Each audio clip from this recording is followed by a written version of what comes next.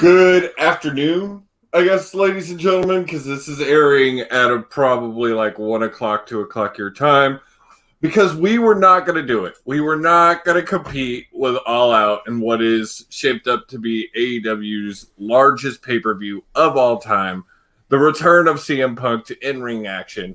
I'm sorry, Will, I just don't think we could compete. Damn it. Nope, I don't think we can either. So this is your PinFall Podcast fix for the week. We are going to be discussing all kinds of things today. Real quick, I'm going to waste no time. We have a special guest.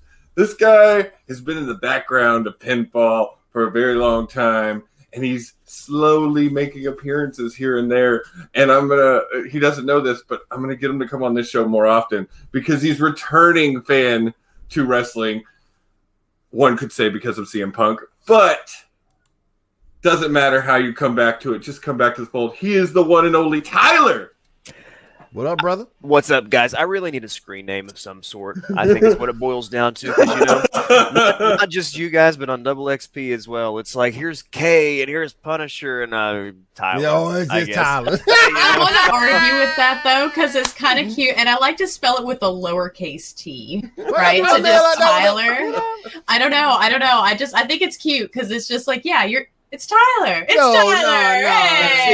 No, keep the T count, man. Say, K and Pun were the only two that came in with nicknames. We've all kind of earned it. Tony gave me my nickname, and that's just because my hair color doesn't stay the same more than a week. I don't love my nickname. It's because nobody can say my name. No, so I just come into the world saying, here, just call me K. It's the letter. Just, yeah, that's it. Okay. It upsets me so much. It does. He gets so angry. I think it's really hilarious that he gets so upset about it. But it is...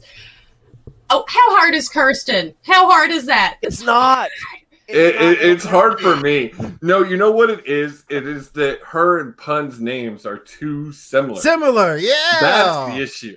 And when you know them both and deal with them both, they both start with the letter K.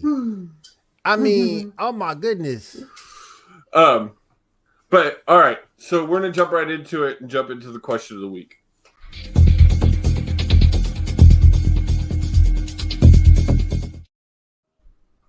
So we're going to take a moment and get serious for a second. So this is a topic that tends to come up a lot, it seems like, on all our shows, but it is also a topic that's very prominent right now. My question for this week for y'all is, what can we do to be better about mental health in wrestling?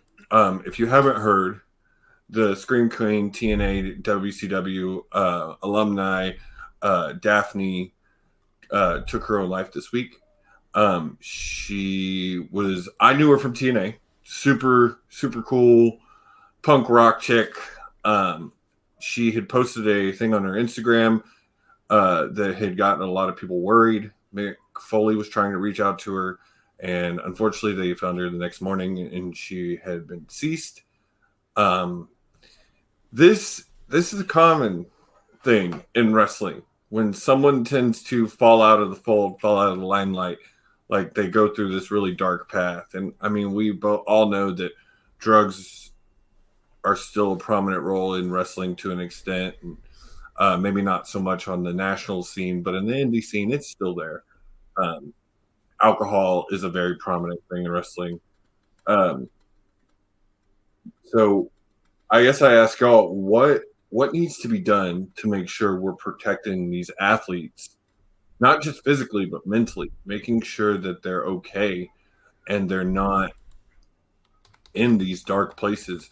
Because I'm sorry, one of the biggest issues is WWE has been bad about it for years, is once you're done, kick you to the curb, and that's not how it should be, especially with the prominence of CTE and things like that in this sport. Well, it needs to be something that is, how can I say, something that needs to be monitored with all the stars of these in wrestling, because you never know what someone needs, you never know what someone's going through, and whether they're current or past tense They need to be checked on. They need to be cared for. And a lot of times you let people go like that, you have that, okay, next man up mentality and leave that person, to his or her own devices. And I thought there would be a lot for that. It's not fair. It's not right. Particularly, you hear rumors in the locker room what guys are doing, and you have a chance to go up there and stop it. And a lot of times you don't stop it.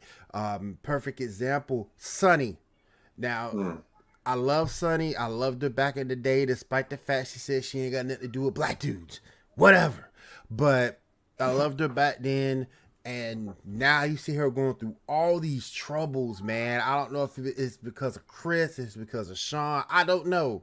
But you see WB fail with her. They tried to help her. I think they tried to help her a little too late. And now she's just a walking mess. Every time you turn around, she's in a mugshot somewhere. So I just think it's preventative care on talent and keeping your eye on talent and what they're doing behind the scenes. And don't tell me you can't do it, because I think you can. I tend to agree with you. What do you think, Tyler?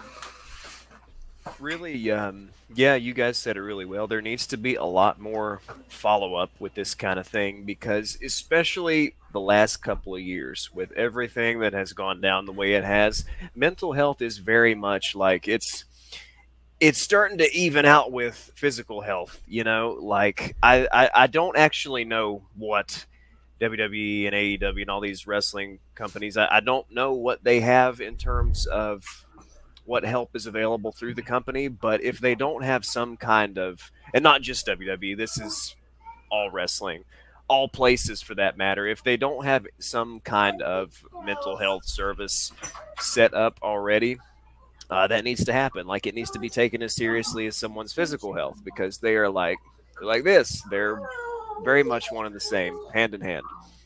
Well, and the other. I mean, we've talked about it on the show a few times. AEW is the first company ever in forward wrestling to offer wrestlers insurance. Usually wrestlers, because most companies, wrestlers are not employees, they're contracts. Even in a company like WWE, that's true. They're independent contractors. They don't pay for travel. They don't pay for insurance. They make their agreed upon money, and that is about it.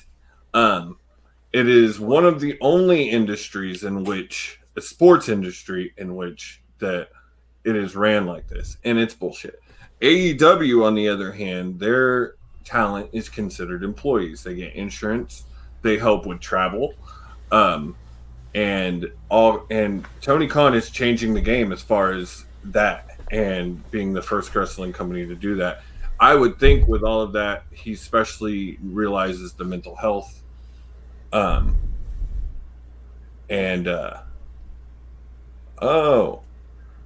Yeah, there's an article came out a couple of days ago. The WB is starting to offer mental health counseling to their stars, but again, it shouldn't have taken something like Daphne's death to start that. That's something that should have always been in place, because I see, you never know what these guys are going through behind the scenes. Some of these guys are married, some of these guys have children, they're on the road. If something should happen, it could only take a little bit to tip a guy or a gal over and need professional help. So that's something that should have been offered by WWE. Agreed.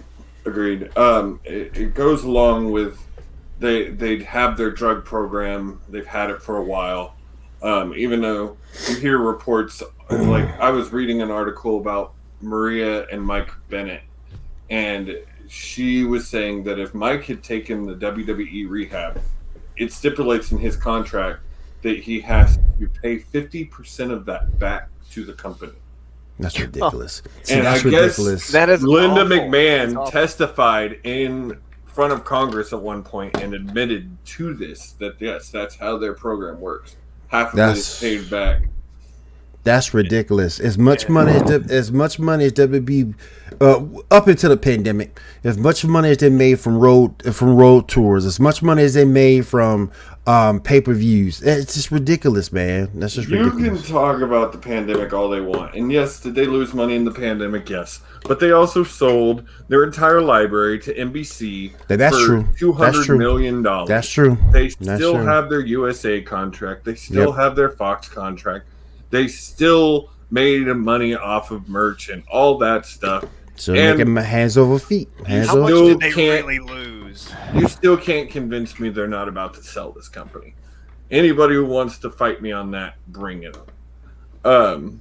Very interested to see how that goes, if it goes. Like that's so intriguing to me, you know.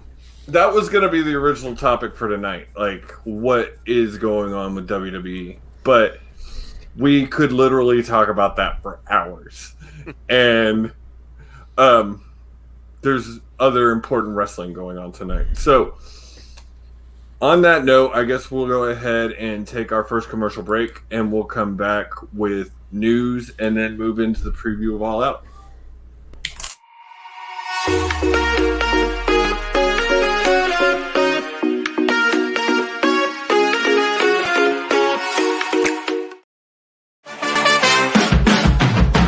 Pulls up like we do. No one does us like we do. Always go hard with this crew. Welcome to the show, let's make moves. Nothing's gonna stop us, it's about to get rough. Turn the whole room up, it's never enough. Let's go, let's go, let's go, let's go, let's go, let's go, let's go, let's go, let's go, let's go, let's go, let's go, let's go, let's go, let's go, let's go, let's go.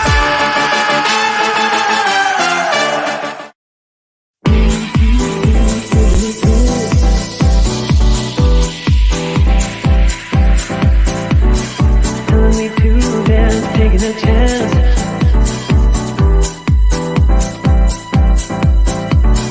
Telling me to dance, taking a chance.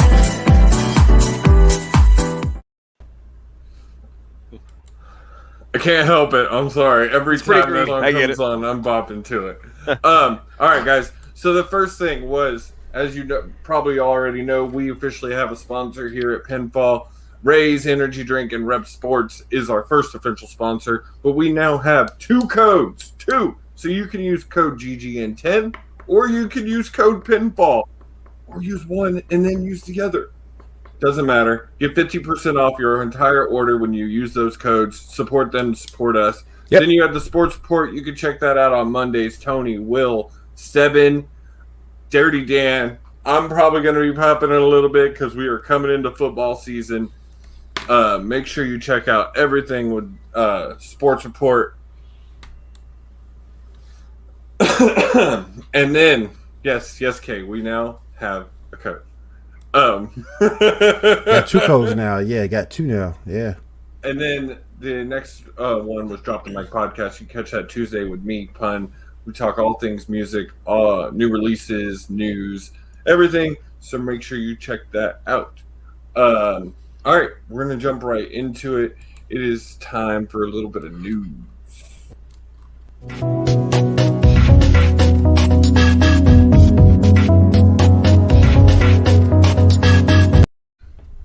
So our first little bit of news is actually news from this show.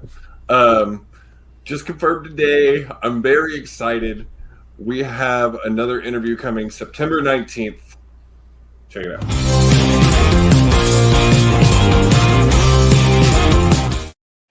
Yes, it's true. The Sauce is back on the Indies, and he is coming to PinFall Podcast. The one and only Alex Zane will be coming on and talking to me and Will. If you followed him in WWE, he was Ari Sterling, but it is going to be awesome. I've been a fan of Alex for a while on the Indies in CZW, GCW.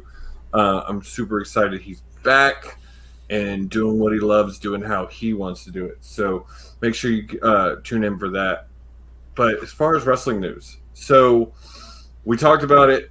Scream Queen Daphne unfortunately passed away this week. On some positive news, we can't talk about All Out and not talk about the possibilities of some surprises showing up in All Out.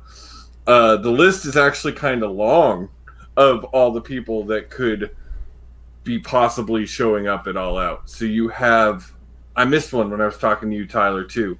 So you have Adam Cole is being rumored to show up. D-Bry is almost confirmed to show up. Excited for that too. Oh my god! It is known as in WWE Ruby Riott, but she's going to be known as Ruby Soho. That's so. Iconics, now known as Inspiration, is rumored to show up. Okay. And then those are just the rumors. Then you've got the 2 or 3 other guys that are sitting out there. Buddy is still out there, supposedly rumored that he is probably going to Impact, though. Braun Strowman is basically confirmed that he's going to Impact, which Will fucking called it. I called it, Will. You did. I fucking called it. You know, I knew he got released, but I guess I just kind of forgot about that. Well, when he got released, I said WWE or AEW didn't need another dominant big guy like that. But in Impact, he could be amazing. He's definitely championship material for Impact. He's a draw. So I think Braun for Impact would be great. He is going to be doing a thing with EC3 on his Free the Narrative. They're doing a match together, which if you haven't caught any of EC3's Free the Narrative stuff, it's very conspiracy theory, but he's putting on some great shit over there. And then so the other big rumor still to come supposedly is confirmed to AEW, and that's Bray Wyatt. And the one thing that I like about Braun at Impact is you could still possibly get the entire family back together. But I've also heard rumblings of them building Bray as the person who's going to come in and bring the Dark Order back together right now. I said that weeks ago. That makes not only does it make perfect sense, but it's also, of course, that's pretty emotional given everything that happened. And if you did it right, you could use it also to bring back Hangman Adam Page and get him right in his head to where we all know is probably going to happen in the first or second pay-per-view of next year, and he finally winning the championship. That's one thing I did want to bring up. I've got a bitch, so I want to complain. Well, have you seen the news of the people who were literally laying onto Hangman because he was in the line for the push? The push was about to come. He was supposed to win the title and All Out. But he decided, because his wife is having a baby, or just had a baby, to take his paternity leave. And that pushed back. But on that same note, you also have CM Punk and D-Bry supposedly both at this pay-per-view. To me, he made the right move. Christian versus Omega is a good championship match for this pay-per-view with the card that's behind it. I'm sorry, no one's thinking about the championship match in this pay-per-view. Everybody is thinking about Punk, Darby. Is Bryan going to show up? Yeah, that's what people want to know. Well, I'm looking at the card, and outside of the Young Bucks matches, I hate the Young Bucks. Everything else looks solid, man. Even Paul Wright and QT Marshall will probably start the thing off, and then you'll go from there. Crazy thing about that, I know you don't watch Dynamite every week, but crazy thing about that is the Gun Club turned on Paul White. Wow. They went heel this week. Oh, did they? Oh, yeah, wow. You didn't watch it this week? Wow. I didn't. I recorded it. I haven't watched it. They turned heel. I'm sorry for spoilers. Spoilers if you haven't watched it. Spoilers. They did. They turned heel on Paul White, attacked him. But it doesn't seem like they're working with QT. It was not explained. They did not say anything. So I'm sure we'll hear more about that on either Sunday or Wednesday.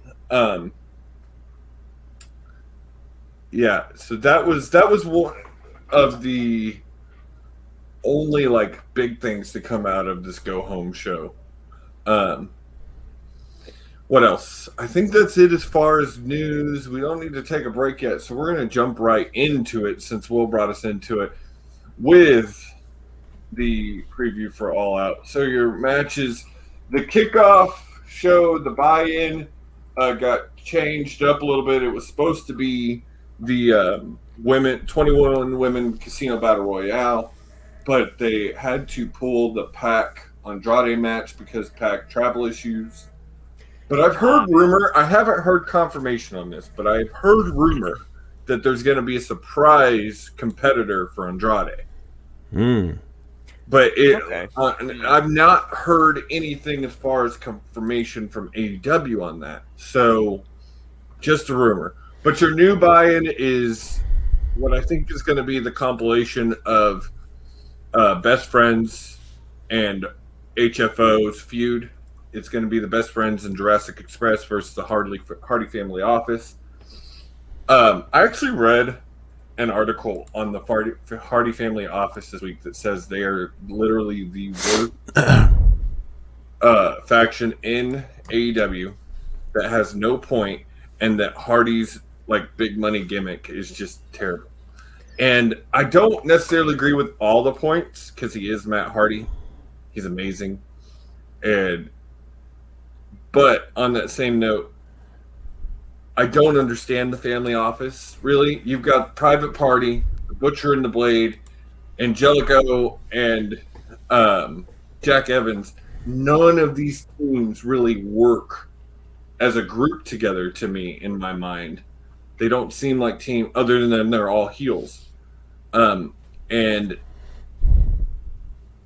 I guess the whole of Matt, like the story they're playing right now on Dark with this enhancement talent is more interesting to me than the entire Hardy Family Office. So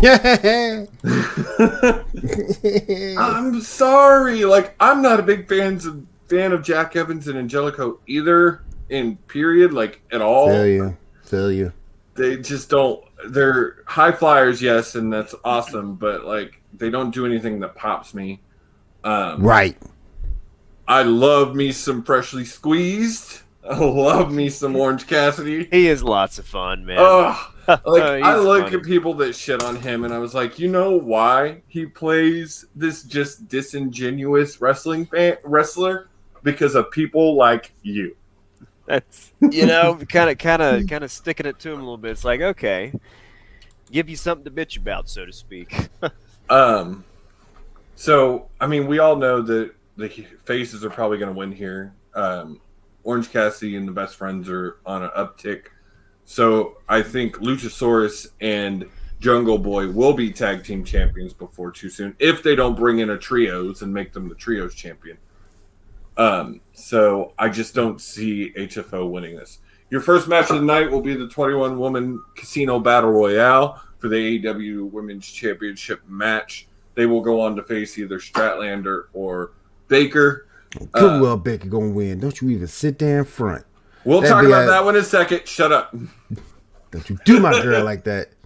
I have arguments on both sides because I like both of these women, but we'll talk about it. So in this match, you got Nyla Rose, Thunder Rosa, The Bunny, Big Swole, Julia Hart, Ty Conti, Diamante, Penelope Ford, Red Velvet, Hikaru Shida, Emi Sakuraba, Jade Cargill, Kiera Hogan, Abaddon, Layla Hirsch, Kylan King, Rebel, Jamie Hayter, Anna Jay, Rio, Sky Blue, and still one woman to be added that I am almost positive is Ruby Soho. Mm-hmm. Be a good spot for her to step in. Yeah, makes sense. I didn't realize they were doing that with the women for All Out, so that makes sense. I still got the men's always happens at Double or Nothing. The women's always happens at All Out. I still got Thunder Rosa winning. Kiera Hogan's my dark horse. I could see Thunder because of the feuds her and Britt have already had. A championship feud makes sense for them, but is it too soon? No. And still, I have arguments on both sides that Britt maybe doesn't win to win this match, and you got a Statlander championship. But again, I don't want to jump too far ahead. So in this match, I don't know. If Soho debuts, I think she wins. It would be her moment. If she did, it would be her moment. because she is making her debut, and it will be her moment. And everybody know who she is, so it's not like, you know, yeah, she got to go by a different name, but we all know who she is, and we all know what WB did to her. Well, and she's been dropping tons of vignettes. She's been staying current. So I say that one. I could see Thunder winning, but other than that, there is no one on this list that really stands out to me that is winning. Kiera Hogan is my dark horse only because I somewhat know her. The only reason I don't think she wins it is because all she's doing up until then is darks. And that's why she's my dark horse. I don't see her winning it, but you know, she's somebody who I'm rooting for. My dark horse, Jade Cargill. They've been putting a lot into Jade. They have put a lot into this girl. They have built her so big, and it's time for her to start winning some matches. Like, she doesn't do a lot of in-ring work. Yeah. I've only recently been keeping up with AEW, but I have noticed that they have put quite a bit into her, just from what I've seen over the last 3 weeks. I've really not been watching regularly again for very long. Some of this stuff, I'm honestly don't really know what to say, what to think, but yeah, noticeably they put stuff into her. And here's something that I could say is, and Will might agree, I think this could be the turn for the AEW women's division. I think we're starting to see it turn and become just a little bit better, slowly but surely. As we've said many times on the show, well, Britt she is taking that motherfucker on her back, and she is working it. She is making the climb. She has done whatever she can. Thunder Rosa right there. I mean, that hardcore match that they had is one of the greatest of all time. Women or man, greatest of all time. So Ruby Soho, the Iconics, could possibly really add talent to that women's division and start really getting it to shift. Again, this AEW figures out their women's division, they may be unstoppable. And it's just a shame that you see all this talent WWE just threw out to the curb. I know. And AEW is going to take it and make it something. I know, yeah. And you know these ladies, man. Like I said, you know Ruby Riott. You know who she is. You know Billie Kay. You know Peyton Royce. You know who they are no matter what they go by. There are people that at WWE fans were like, why aren't you giving these women a shot? Why aren't you giving them a chance? Right. Every time they gave the Iconics a crappy gimmick or whatever, they got it. Billie Kay is one of the funniest. Her WrestleMania of trying to find a partner was one of the best parts of WrestleMania. Like, it literally was one of the best things of WrestleMania. She's hilarious. She's beautiful. There's no reason that they couldn't she shouldn't have been huge in WWE, other than the fact that it's WWE. Right. I've not been actively watching things this year. Like I said, not to repeat myself continually, but yeah, I've only kept up with things like watching it on a live basis over the last month or so. But I've still followed the Twitter accounts and I followed the news accounts, and you know, I'll still see things as they pop up, and just all through the year, I see these releases from WWE, and historically, I'll hear of a release, and I'm just like, oh, well, that sucks, but okay, whatever. This year, these releases have been insane. Like I would step away from my phone or computer and be genuinely shocked that this person was released, and literally just pick one. All of them have just been left field. Wow, this person was just doing something major in this company, and now they're not. It's like, wow. Mm-hmm. Well, like Alex Zane that we're going to have on, he literally was released and still had a match to air on 205 Live. Oh, wow. Yeah, it's ridiculous, and that happened man. to a couple of guys. Wow, man. Wow, yeah, it's ridiculous, man. Don't know how true it is, but wasn't Bray like just about ready to come back? And then supposedly he had been working diligently, like he was supposed to return at SummerSlam. Like it was been planned. He'd been working for months for this return. That'd been good too. Oh my gosh, what are they doing? This is my thing here, though. Too, as far as the Fiend and all that, Bray owns all that. WWE did not. Good. So good. I think wherever he was going with it, you're going to see it in AEW. And I think that was a personal shot. I don't think it was anything to do with money, because money you can renegotiate money. That's not like you can't do that. And I think it was personal. I don't know if it was the thing with JoJo that happened some years ago. I don't know what it was, but I don't think it was money. Because like I say, money, you can renegotiate money.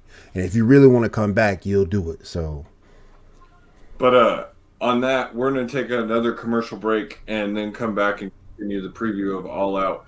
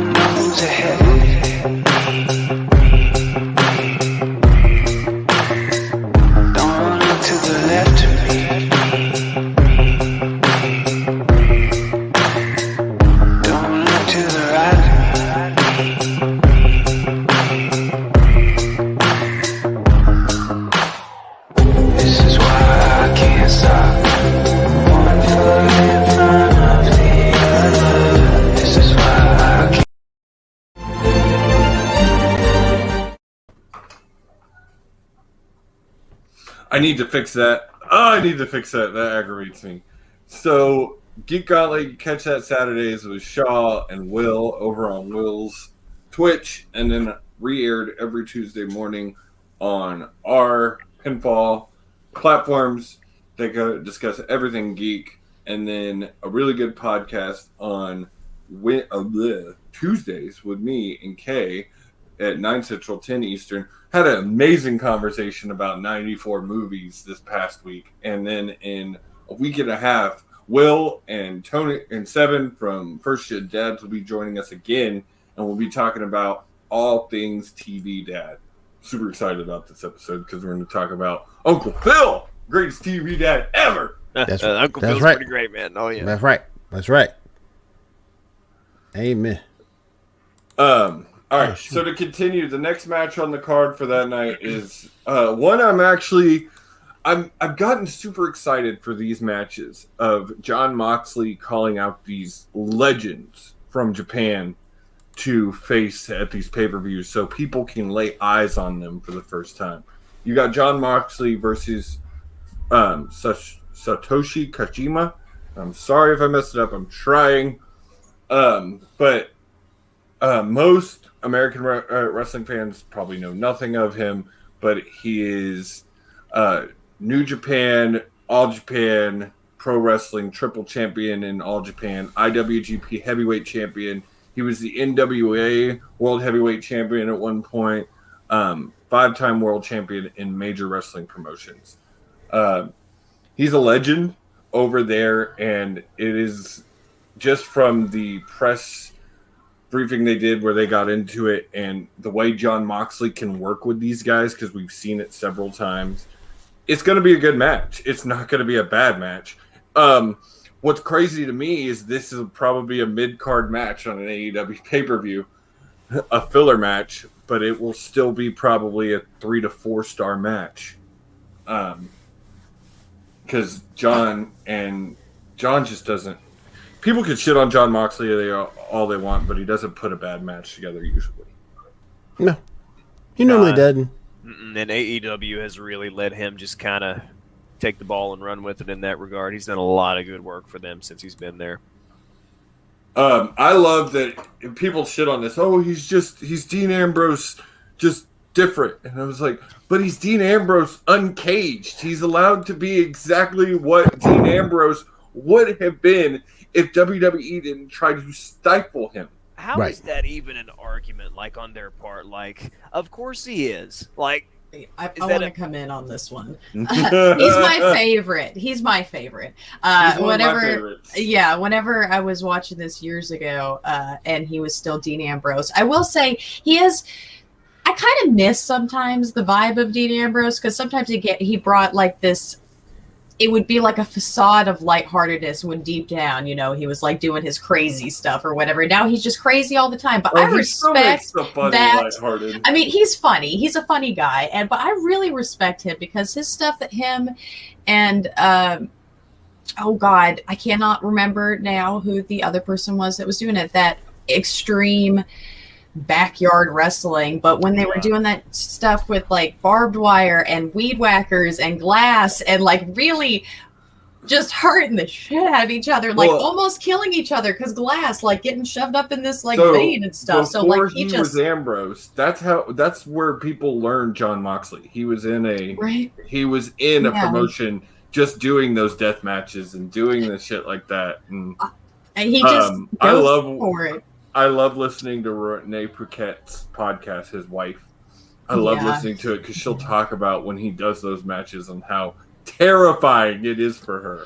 I could imagine. Oh my God, I could imagine that sound. But yeah, no, I really enjoy his. I always liked his just crazy vibe, right? And I love the fact that he still wears jeans, right? Doesn't he still wear jeans? Well, okay. Yeah, I love it. That's probably my favorite part is that he wears jeans. This is something that I actually wonder about, because if you followed when he joined AEW and he did his bunch of podcasts, he talked about that wrestling in jeans are terrible. It's the worst thing ever because they don't bend, they don't flex. But if you look at his pants, they're not jeans. They're wrestling pants that look like jeans. That's a good. I could see that being an issue. I never thought about it. They are but wrestling tights that look like jeans. But when in WWE, he was actually wrestling in jeans, and he said it's terrible. They sweat. You can't bend. It's just the worst. And then for the while in AEW, he was wearing like a trunk short combo, like boxer briefs almost. But then I think he just missed the look of the pants. So it just looks casual and cool. I looked at him a few weeks ago. I was like, is he back to wearing jeans? I was like, but then you look and tights stretch. Like you can see them stretch. That's, you know what? I did not look that closely. I truly didn't, but that's me. All right. I'm leaving again. Just had to love him. Well, the next match is probably one of the main events of this because of the significance of this match. Chris Jericho versus MJF. Jericho's in-ring career on the line. If he loses this match, he's done wrestling in AEW at least. Well,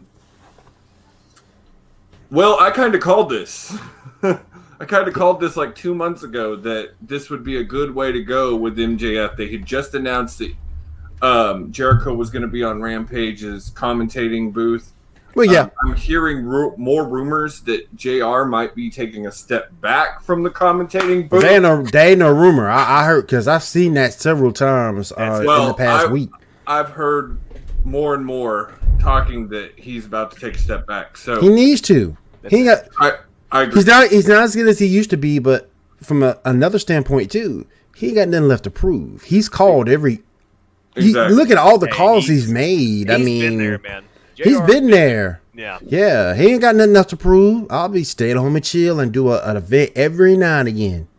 Well, and he still does work backstage, so he'd still be there. And I understand a guy like JR, he doesn't want to sit at home. He wants to be working. He wants to be there, and that's fine. He still has one of the greatest wrestling minds of all time. Yep. And they need him. They don't need him on commentary. No. Good way to put it. Good way to put it. But so you're not completely putting him in the pasture. No, I don't think he needs to go completely out of the pasture. I think JR could work in wrestling until the day he dies, and that if that's what he wants, it's perfectly fine. I just don't think he needs to necessarily be in front of the camera all the time. Yeah. Agreed. Or on a mic. Right. So with that, does MJF make it 4-0 and retire Jericho? Yep. Jericho done. I only say that because of two reasons. I say that because he wants to tour with his band Fozzy. Fozzy's going back on tour. They're going back on tour. This month. I thought so. Okay. He wants to do that, and you're also looking at the WWE element too. So I just think I don't He's think so on done. that. If they thought he was going to WWE, they would not have put. Well, him as far as the Hall of Fame is, the Hall he is would concerned. still have to go for a final run. Think And so? I don't see that because they just put him on the Rampage commentating desk. I don't see him leaving to go do a final run in WWE. But does he have to have a final run to be I a Hall don't of see Famer, Vince though? putting it in unless he did a final run. I don't see Vince doing it. I don't know, man. That's Chris freaking Jericho. That's sort of kind of. We'll see, but again, it all depends if WWE still owns WWE. Facts. Because the new owners might have a different opinion of the man. So, I think Jericho loses this match. There's no reason. Even if he wins, he's still 3-1 to MJF. Yep. And I don't see what kind of storyline that builds.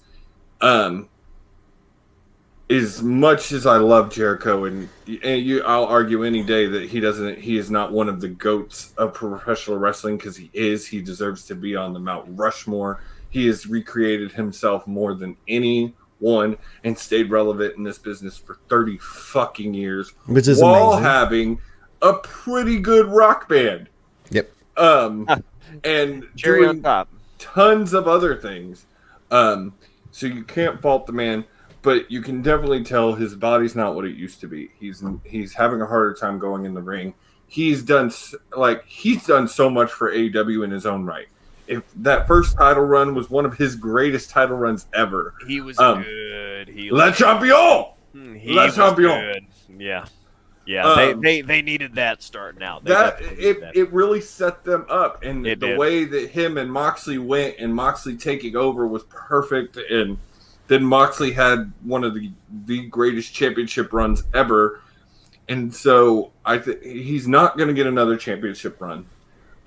Yes, there's probably other dream matches that we would love to see, but we got to see him and Hoovy again one more time. We got to see him fucking fight Nick Gage in a death match. So I think at this point, yes, Jericho takes the pin and he retires and he goes to the desk, and I hope takes Jim Ross's spot on Dynamite. I could see it. And MJF is good. I think they need to invest in him, and I think they are. I think that's the plan. Well, if you're Jim Cornette, you think that they bumbled Jim JF from the very beginning, which I don't agree with. They have built him to be exactly what he needed to be, and undisputedly hated. In a time, we've talked about this, where in a time where kayfabe really doesn't exist, but MJF to be fair, you don't care for Jim Cornette. Oh no, I'm disagreeing with what the man says. I don't think AEW has squandered him. I think they've built him just right. I'll tell you if for a minute in time I'm agreeing with Jim Cornette. It happens.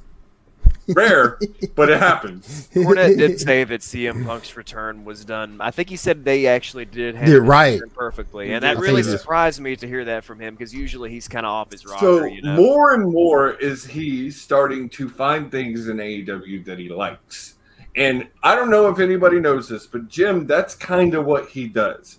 He'll slowly start finding things that he likes, and the tide will turn from hating on something to liking something. Right. But so we'll see where that goes. But still, fuck Jim Cornette and his cuckold family. Yeah, for the most part, fuck him. Next match. So that will be a tearjerker. If Jericho loses, I will probably cry. That's going to be intense. I agree. Man, come on, man. Dude, it's just for the sheer fact that... man. It will probably be one of his last matches. Okay. If they do it right in AEW, it's just the sheer fact I've watched the dude's entire career, like literally his entire. I have career. too, but I ain't crying. Look, man, great run. Shed a tear. Great run. Respect the hell out of you for what you did and what you did for this business, and you moving on. I don't get the crying when CM Punk came back. Everybody. You saw that one dude balled his eyes out. Dude, you can talk shit on that dude all you want. Oh my gosh. He's getting to go to Impact. Okay. He's getting to meet CM Punk. All because he cried on camera. I didn't let him do. Oh, Will ain't crying like that. Nah, man. Look at you ain't pulling my man card like that. Hell no. Hey. Men can cry. Hell no. Real men show emotion. Come on. Hell no. All right, yeah. This match right here is probably one of the matches I am most excited about outside of CM Punk and Darby Allin. Which one? Miro versus Eddie Kingston, bro.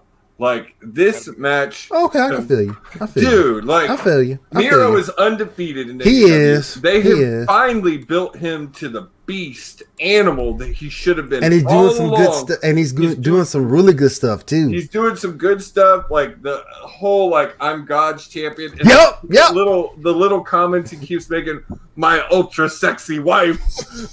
Like... It's great. He is really coming into his own for what people said they had squandered him with the best man gift. They really need to bring Lana on board. Yeah. Does she just not want to? What's the thing with that? I don't know what's up with that. Like, maybe they're looking for the right time. If you put them two on camera in AEW together, boy, They were great funny. together in WWE. Remember, fantastic together. Oh yeah. Even when she had that bad Russian accent. Terrific. I am a huge Mad King fan. I love Eddie Kingston. I do. I think the man, he's just one of those guys. He's a blue collar wrestler. He has busted his ass for 20 years in this business, and he's really just now with AEW finally seeing reward in it. And he bleeds this company. He's so loyal. I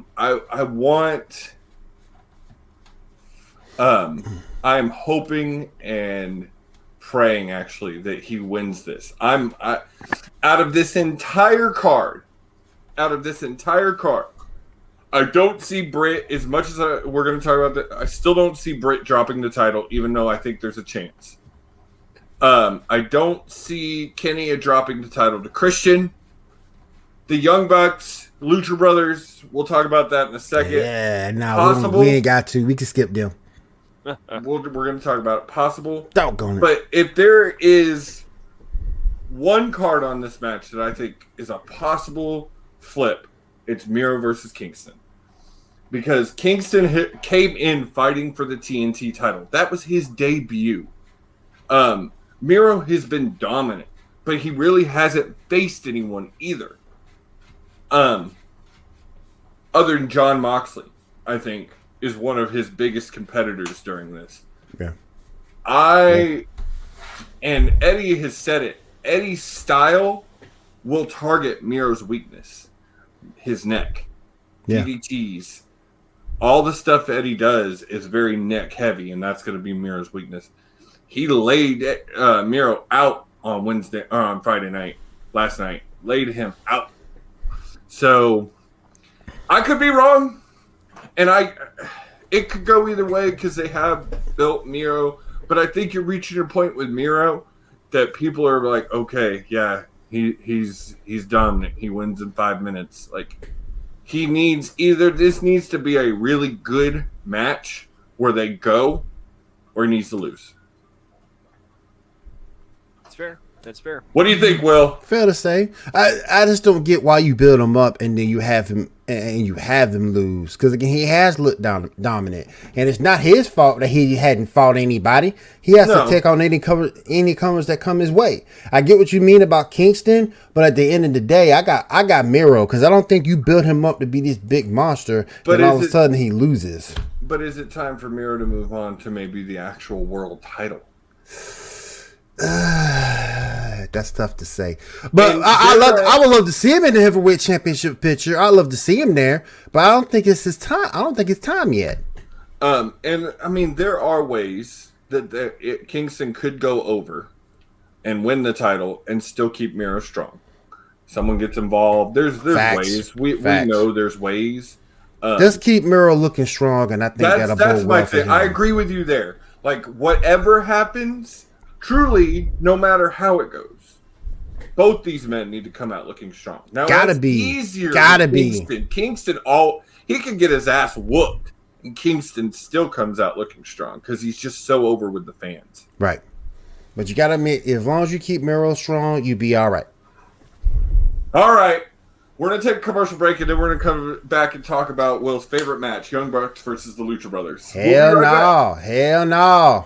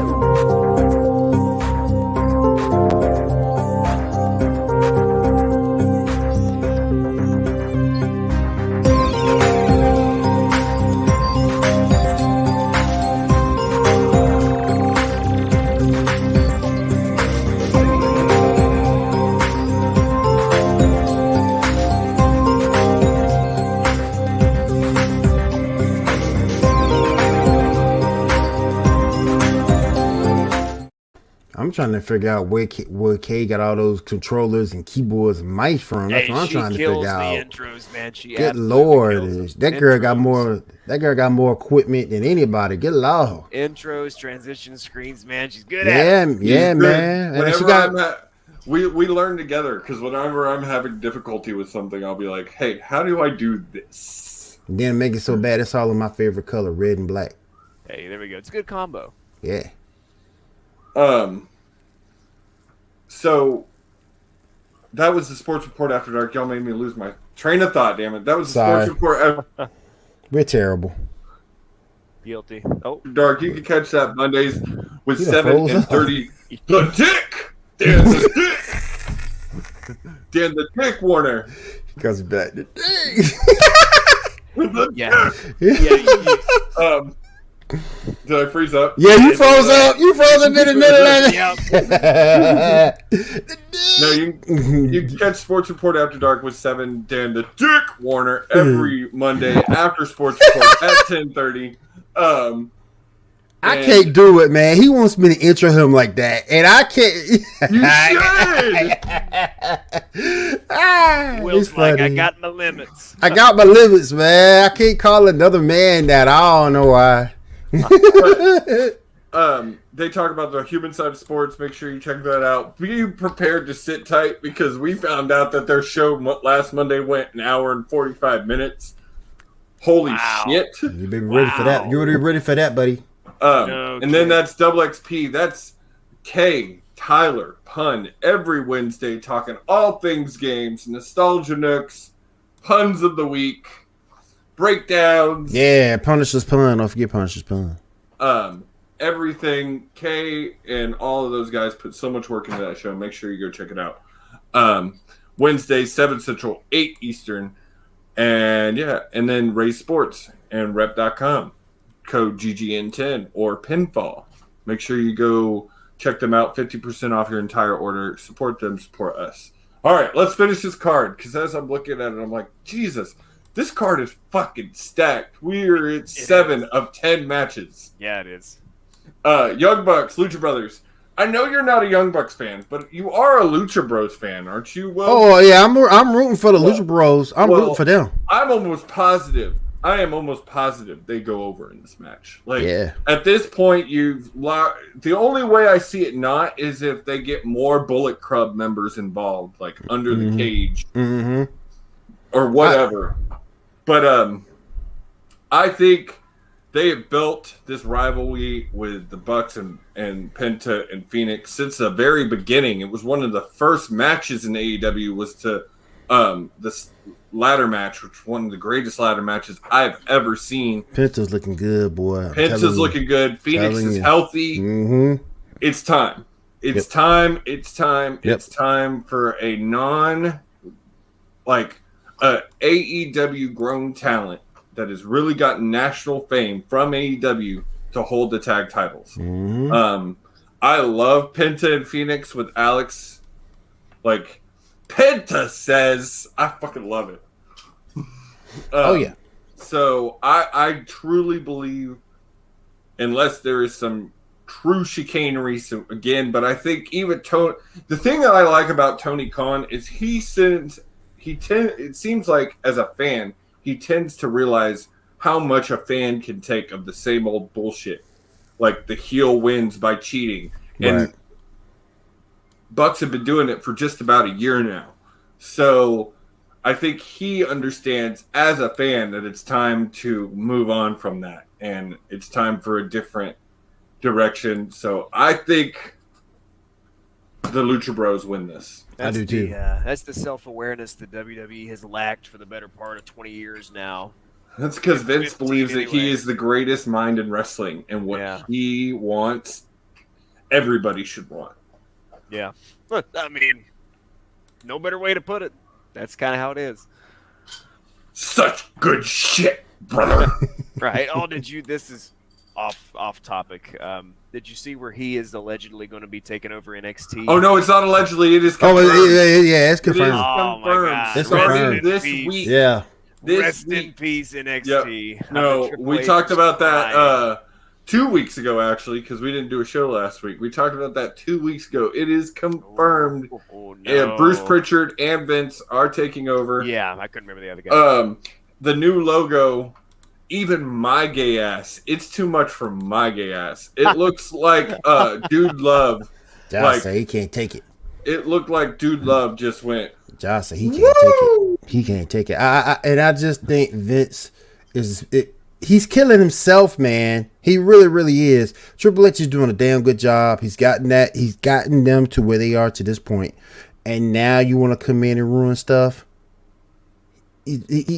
Spiders nose to Spidey's face. He's just making bad move after bad move. And then you bring in Bruce Pritchard, who I don't really have an issue with, but I do. But I just don't understand it, man. I just don't get it. Triple H is doing a good job. Why you want to pull him? And where are you putting him? Well, that I don't know. But the rumor is they're going a totally different direction. They're going to stop bringing in indie wrestlers. Stupid. Sounds like they're going to go more with Vince's model back in the 2090s and just getting former athletes who couldn't cut it in their sport. But see, that's dumb because that doesn't necessarily doesn't mean it's going to translate over well. No, more than often than not, it doesn't. It doesn't. You like it did back in the day. I get it. Mm-hmm. Batista was a football player. JBL was a football player. Yeah. And those guys got over. But Yeah. now, with the way that the business has transformed, it just doesn't work. Time's The last right. guy that really got over who was a football star was Moose. And particularly if they can't talk, that's the biggest thing we're losing here. Even if they can't get over in the ring, if you can't talk, you're not going to be over regardless. That's why Gronk did a WrestleMania and then went back to the NFL. Yeah, because you can't talk. You got to be able to talk. You gotta have two of the three. You gotta have the look, gotta have the skills, you gotta be able to talk. Gotta have two of those three things. You got two of those three things, you might be okay. But the main one to me is talking. And if you can't talk, you're not gonna get over. All right, we gotta continue on with this because we'll be here forever. Next match on the card: Dr. Britt Baker versus Chris Statlander. Don't you do my girl dirty? Don't you do my girl dirty? This is my argument on that. I love Do my Britt. girl dirty. She is over. DM. I love Britt. Fuck, she's so over. I love Britt. She has killed it. But and the reason I think about this is I watched the All Out special last night on TNT, and Jim Ross said it. It's easier to become a champion, but staying a champion, that's a whole different thing. It is. And Hikaru Shida held the title for a year. At this point, Britt's already had it going on 4 months. I'm saying she drops it and gets it back down the road. I'm just wondering. Statlander is undefeated since her return. That's impressive. Didn't know that.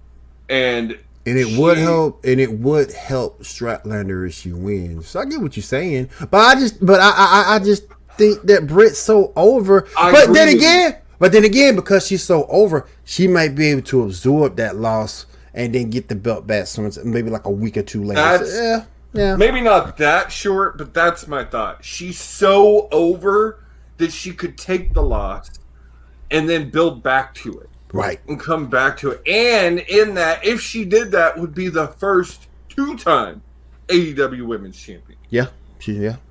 So there's storyline there too. However, I don't see it happening. I don't see it happening either. So over. I don't know. I think, again, this is another match where they're going to have to figure out a way where both of these people can stay strong. Because Chris is on a run. Britt's on a run. These are two of the main women in the women's division I feel like are really awesome right now. Mm-hmm. I'm even losing love for Nyla. Nyla is just... And I loved her. But I feel like they're turning her into a jobber. Which is a shame. All right, here we go, Tyler. Match of the night. I honestly, they have Kenny Omega, Christian Cage as the number 10, which would be the main event. But truly, I honestly think CM Punk Darby Allin ends up main eventing this show. It totally should. It totally should. I'm sorry, rarely does this happen, but the championship match is not the biggest match on this card. So real quick, we're going to talk about Kenny Omega and Christian. Good match. I think it's going to be another great match. They work well together. We saw that on Rampage. We all know Christian is not winning this match. It's just not... He's not the guy to take the title off Kenny. I don't think so. Taking the Impact title off of Kenny was one thing, and I get it. Like, I think it was awesome that he's one of the first guys to beat Kenny in like a year and a half. But he's not taking the world title off of Kenny at this point. They gotta save that. I still believe that's going to be Hangman. And that's one of the reasons I think the Bucks lose their titles, is because I think it was planned for Kenny to lose at this, and the Elite's got too many belts. It's time for them to lose some belts. And again, yet another gentleman that WWE just threw out to the trash. Oh, Christian? Yeah, well, Christian had issues, but man, his return, it's like he didn't miss 7 years. Right. He's been better in the ring, better on the mic, more captivating in this return at AEW than he had been since his TNA run. Completely agree with that, because his last WWE run, don't get me wrong, I like Christian, but his last WWE run, I was like, not really doing it for me.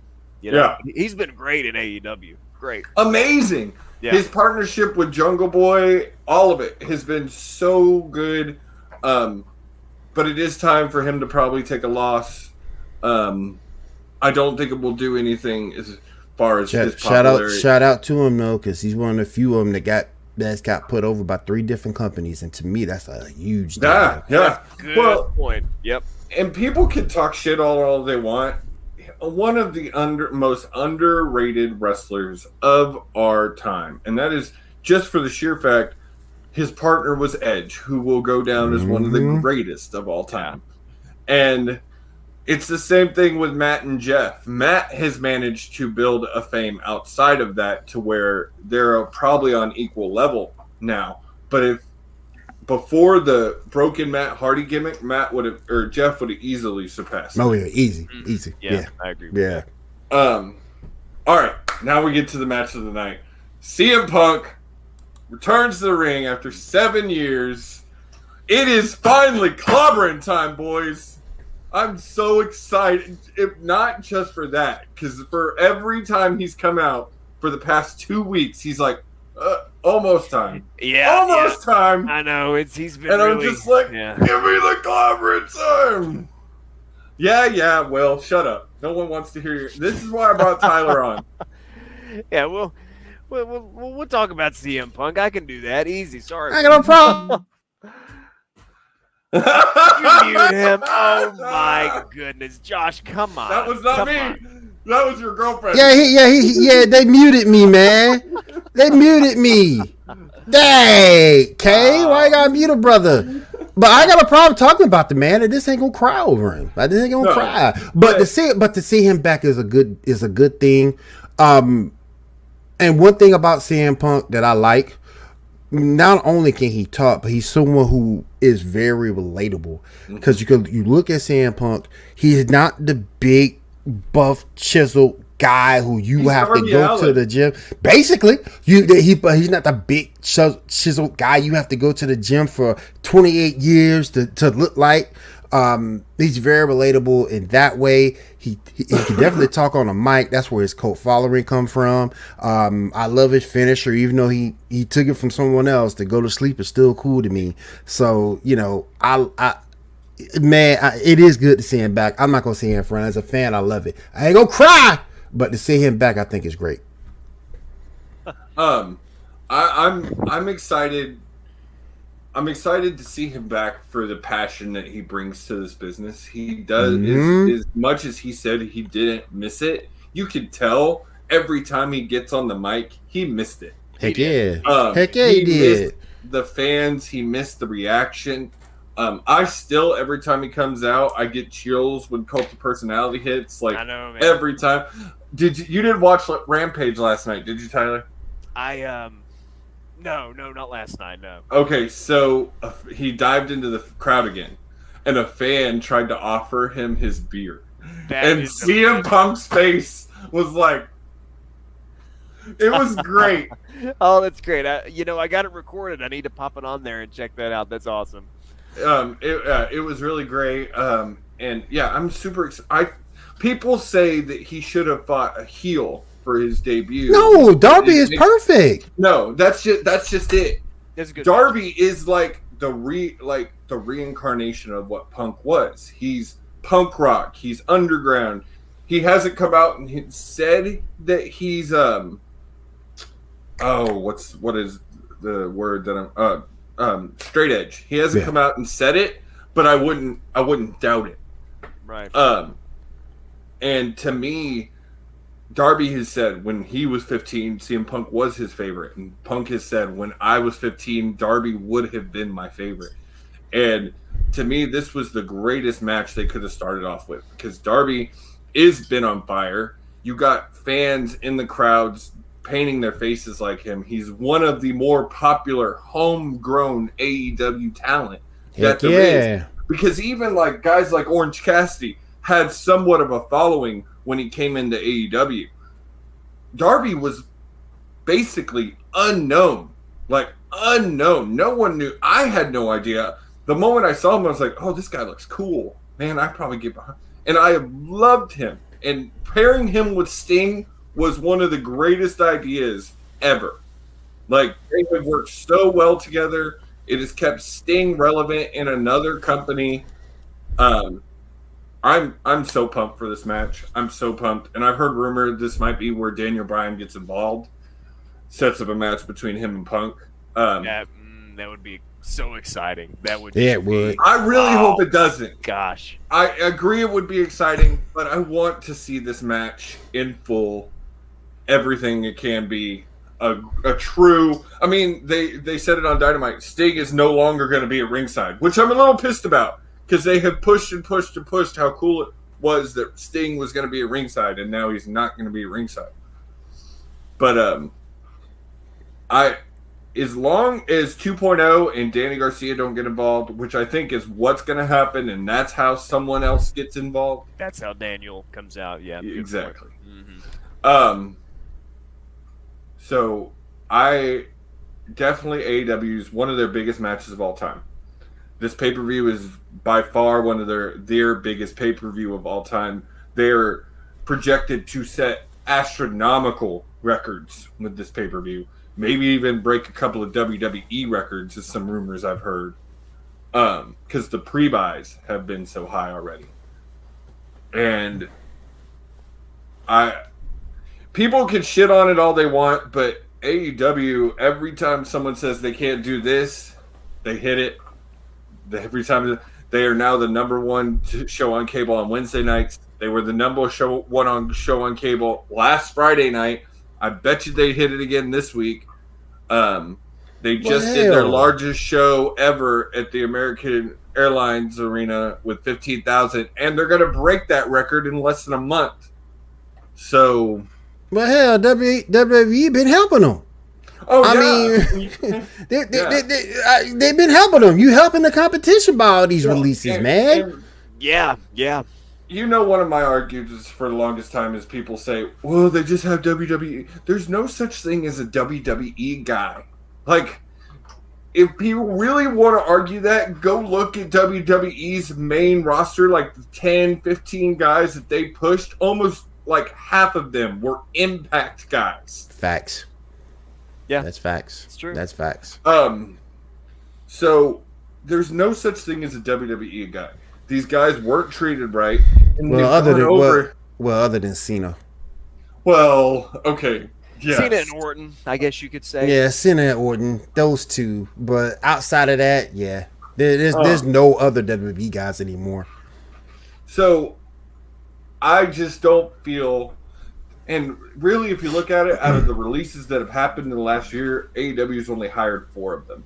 Yeah, they didn't hire everybody. They didn't hire everybody. Over 60 people, and they've hired 4. Mm-hmm.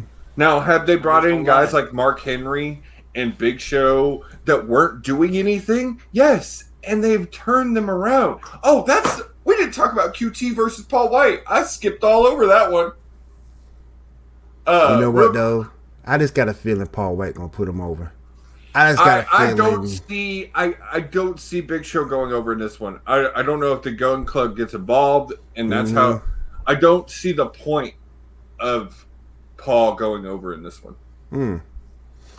Like I say, I think Big Show will put QT over. I really do. Yeah. That's how he did that, and that's why I love Big Show so much, because he's good for business, so to speak.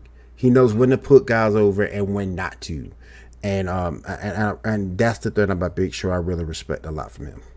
So we're gonna get out of here. I know Tyler's been working all day in the yard. He's tired. I gotta go do stuff with the family. But real quick, pre-show rating just on the card. What do y'all think? I'm gonna give this a 9. Just with the card and all the surprises that I think are possibly gonna happen, I give it a 9. And the possibility of Ric Flair maybe showing up. Yeah, I'm going to agree with you, because not only do they have a really solid card, but they've got a lot of potential surprises that could really elevate what is already there. I'm going to agree with you. I give them a 7 because the Young Bucks there. You know, I don't understand your hatred. They're I hate them. I've always hated them, man. Dime Store, Rock and Roll, Dime Store, Midnight. I've hated them, man. Always. One of the only tag teams ever to have success like they have. That's without fine. having to be WWE. I just hate them. I don't like them. I don't. I know. I'm not crazy about them. I haven't seen enough of them to. I know we're about to close up shop. I haven't seen enough of them to really know a whole lot and have much of an opinion. But I will say, I don't know which one it is, but one of them in all of his promo shots and all of his, like, you know, how they do the graphics to show like the card. He makes this stupid face. I don't know which one it is, but it just makes me mad. I don't know. It's probably. I know. I think it's not Nick. The other one. Matt. I think it's Matt. And if it's the face I'm thinking of, it's going along with their gimmick right now. They're just like too good gimmick. Which the gimmick right now that they're doing, I hate. I hate it. So I hope they lose. I'm gonna just go out and say it. I want Lucha Bros. Lucha Bros deserve it. Yeah, they're cool. They're cool. Lucha Bros deserve it, man. But all right, guys, this went a little longer than I was expecting, but it was a stacked card. Good talk. Y'all enjoy AEW All Out tonight, 7 Central, 8 Eastern. You can get it on Bleacher Report. Tomorrow, I think tomorrow. Well, yeah, but this is airing. This is airing right the day of Sunday. This was pre-recorded. I heard Fight TV's having it too. Fight TV has it. I think Fight TV, you can only get it in other countries. Oh, BR, okay. But the thing is BR Live no longer exists. That's shut down. So you have to get the Bleacher Report app to get the pay-per-view. Okay. I'm going to go watch it in a movie theater because it just makes more sense to me. That's awesome. If I had Dude, an option, I totally would. Dude, I tried to help Kay find you one the other day because it's cheaper. It's $25. Guys. Oh, get out of here. But there is not one like within 3 hours of y'all. Almost heaven. West Virginia. Yeah, it sounds about right. Not surprised. But Kid gonna take you to that old drive-through down the street, boy, to watch it. Yeah, right. The old drive-through. one more time, make sure you tune in on September 19th. And we will be talking to Alex Zane. Make sure you tune in for that. It's going to be an awesome show. Tune into Everything Pinfall this week. And we will see y'all next Sunday. Y'all have a great rest of your weekend. Enjoy your Labor Day. Go watch some All Out. Later, guys. Have a good one.